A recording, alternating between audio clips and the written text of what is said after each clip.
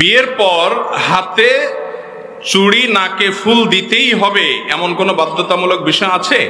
আমি যদি দেনমোহর পরিশোধ করতে ব্যর্থ হই, মারা যাওয়ার পর আমার কি হবে? স্ত্রীর দেনমোহর পরিশোধ করা এটা স্বামীর উপরে কর্তব্য। এটা স্বামীর উপরে কি ভাই?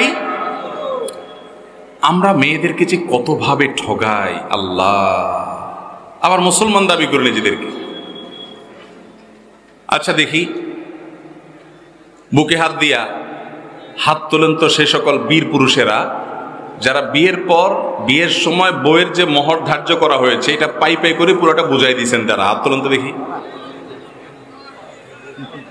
ক্যামেরাম্যান ভাইরা একটু তোমরা একটা ফুটেজ নিতে পারতা। দেখেন সুবহানাল্লাহ, হাত গোনা যাবে অল্প কয়েকটা হাত, তাই না? না না, আপনি এটা বললে আমি মানবো না। তো আর বাকি সব পোলাপান এখানে সব আবিয়াইতা?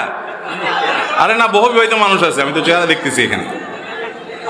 আচ্ছা আলহামদুলিল্লাহ, আমি খুব শুকর আদায় করে বলতে পারি, আমার যখন 2800 টাকা বেতনের আপনার মসজিদ মাদ্রাসা শিক্ষকতা আর 10,000 টাকা বেতনের মসজিদের চাকরি ছিল, তখনই আমার স্ত্রীর মহরের টাকা আমি পরিপূর্ণভাবে শোধ করে দিয়েছি। আমি না শুধু এদেশে আলেম ওলামাদের 99% দেখবেন, হুজুরদের তো সব জায়গায় দোষ দেন, নারীদের দিকে আপনারা দেন, বেশিরভাগ হুজুরদের দেখবেন যে আমার টানাটানির সংসারে আমি আমার বউর মহরের টাকা দিয়ে দিয়েছি। দেওয়ার পরে ভদ্র মহিলা দেখি টাকাগুলো আমার বাসাতেই আলমারিতে ধুয়ে দিয়েছে। বললাম এগুলো এখানে কেন? বলেছে আমি এগুলো দিয়ে কি করবো? আমি কি এটা কোনো কথা? টাকা দিয়ে মানুষ কি করবে? এটা কোনো কথা? এটা তুমি তোমার মাকে গিফট করে দাও, তোমার ভাইকে গিফট করে দাও, তুমি একটা কিছু কিনো, আমাকেও কিছু গিফট করো চাইলে। ইসলাম তোমাকে এটা স্বাধীনতা দিয়েছে। পরে দেখলাম না, ভদ্র মহিলা কোনো কিছু করে না। তখন আমি তার সাথে আরো কিছু টাকা টোকা দিয়া তার নামে 1 কাঠা জায়গা এখনো তার নামে আছে, ওই জায়গা আমি তাকে কিনে দিয়েছি যে এটা তোমার মহারণা পাবে, এটা তোমার জায়গা। ভাইরা আমার ভালো করে শুনে রাখেন, আল্লাহ তাআলা কোরআনে কারিমে স্পষ্টভাবে বলেছেন, ওয়া আতুন নিসা সাদুকাতিহিন্না নিহলা, মেয়েদের মোহর তোমরা আদায় করে দিবে, এটা তাদের প্রাপ্য অধিকার। আমি প্রায় সময় বলার চেষ্টা করি, এই দেশে এমন এক চিটারি হয় এই জায়গাটাতে, বাসর ঘরে ওই বেচারি ভদ্র মহিলাকে ফুসলায়া ফাসলায়া টাউট বাটপার স্বামী বলে কি, বলে যে দেখো এখন মোহর তো মুরব্বীরা ধরছে 10 লাখ 1 টাকা, 5 লাখ 5 টাকা, আমি তো কয়দিন পরে ইটালি চলে যাচ্ছি, কত টাকা, কত 5 লাখ আসবে, সবই তো তোমার, এখন তুমি পারমিশন না দিলে তো আমি আগাইতে পারি না। ভদ্র মহিলা বেচারি সরল মনে বলে, আরে কি বলেন, আপনার টাকা দিয়ে কি করবো, আমি গেল আর কি, শেষ। এইভাবে মেয়েদেরকে আমরা ঠকাই কি ঠকাই না? যারা মোহর দেন নাই, এই মাহফিল থেকে যে মোহর পরিশোধ করার পরিকল্পনা করবেন তো ইনশাআল্লাহ কিস্তিতে পরিশোধ করবেন। সিস্টেম সহজ, একসাথে দিতে পারেন না, কি দিতে পরিশোধ করবেন? কিস্তিতে। ছোট্ট একটা নোটবুক দিয়া ভদ্র মহিলার কাছে দিবেন, বলবেন টাকা দিলে লেখা লেখা রাখবা, ওই দোকানদারের টাকা যেরকম শোধ করেন ওরকম শোধ করবেন। সিরিয়াসলি বলতেছি, চেষ্টা করবেন না ইনশাআল্লাহ? সবাই স্ত্রীর মহারণা পরিশোধ করবেন তো? স্ত্রীর মোহর পরিশোধ করা ছাড়া যদি মারা যান, ভালো করে শুনে রাখেন, স্ত্রীর মোহর পরিশোধ করা ছাড়া যদি মারা যান, স্ত্রীর কাছে এই টাকা দেনাদার হিসাবে কিয়ামতের ময়দানে আপনি দাঁড়াবেন। আর সেদিন কিন্তু কেউ কাউকে ছাড় দিবে, পাই পাই করে হিসাব দিতে হবে। এবং ফুকায়ে কেরাম এই মোহরের এই মাসআলাতে চমৎকার একটা মাসআলা বলেছেন, সেটি হলো যে কোনো মানুষ যদি মারা যায়, তার পরিত্যক্ত সম্পদ থেকে স্ত্রীর মহারণা পরিশোধ করতে হবে। এটা পাওনাদারের পাওনার মতো, এটা পাওনা, অতএব স্ত্রীর মোহর পরিশোধ করবো তো ইনশাআল্লাহ। মেয়েদেরকে আমরা কতভাবে ঠকাই দেখেন, মোহর পরিশোধের বেলায় খবর নাই, বাপ মা মারা গেছেন, জমি জমাতে মেয়েদের ভাগ আছে, সেখানেও কোনো খবর, ফুসলায়া ফাসলায়া জাল ভিত্তিহীন ফতোয়া দিয়া মেয়েদেরকে আমরা ঠকাই দিই। বলি কি, বলি যে না এটা তো আসলে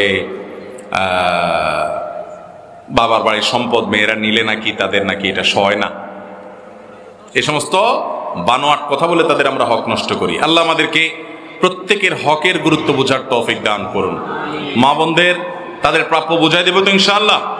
অতএব যদি দেনমোহর পরিশোধ করতে আপনি ব্যর্থ হন, মারা যাওয়ার পর আপনার পরিত্যক্ত সম্পদ থেকে পাওনাদারের পাওনা যেরকম পরিশোধ করা হয়, আপনার স্ত্রীর মোহরও কি করতে হবে? পরিশোধ করতে হবে। বিয়ের পর হাতে চুড়ি নাকে ফুল দিতেই হবে এমন কোনো বাধ্যতামূলক বিষয় আছে?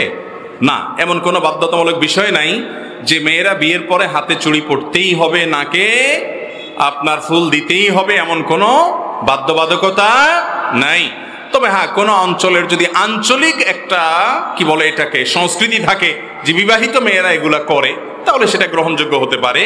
এবং সেটা তো আর হালাল হারামের বিষয় না, জায়েজ না জায়েজের বিষয় না, এটা আঞ্চলিক বিষয় হতে পারে যে এই অঞ্চলে বিবাহিত মেয়েরা এরকম করে আর অবিবাহিত মেয়েরা এরকম করে না, এরকম কোনো আঞ্চলিক বিশেষ কোনো আইডেন্টিফিকেশন থাকতে পারে বা পার্থক্য থাকতে পারে।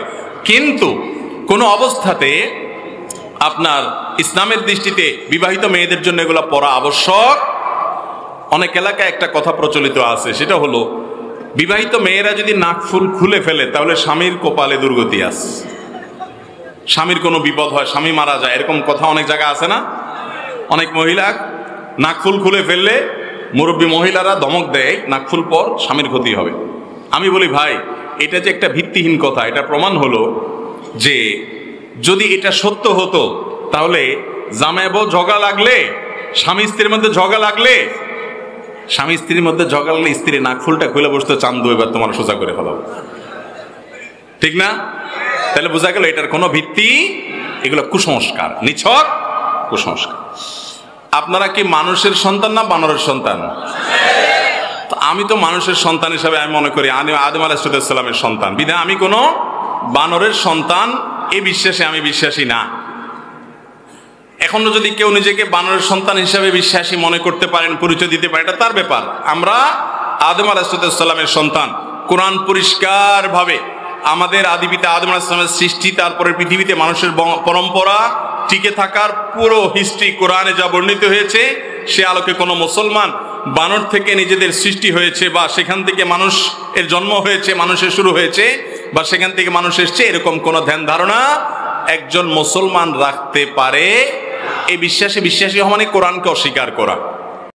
আলোর পথে 24 24 ঘন্টা শুধু ইসলাম প্রচার।